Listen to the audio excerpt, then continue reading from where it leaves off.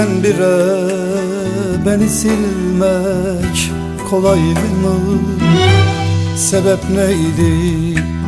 Beni ele sattın sen. Aşk mıydı bu? Söyle bana, yalan mı? Söze kanıp beni ele sattın sen. Söze kanıp beni ele sattın sen. Oy Hazal, senin yaptığına bak. Oy Hazal, beni yaktığına bak. Oy Hazal, ağlattın halıma bak. Oy gülüm, seni benden alan kim? Oy gülüm, seni benden çalan kim? Oy gülüm, bu aşk için ölen kim?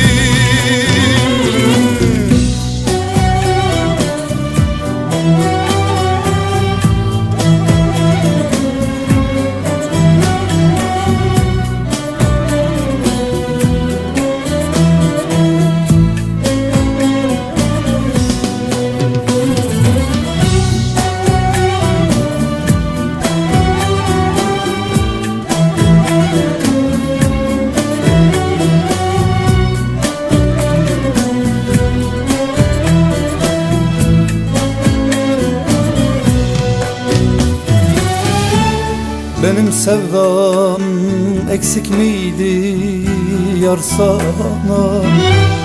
Bir gün olsun acımadın sen bana. Eriyorum için için ben sana. Söze kanıp beni ele sattın sen. Söze kanıp beni ele sattın sen.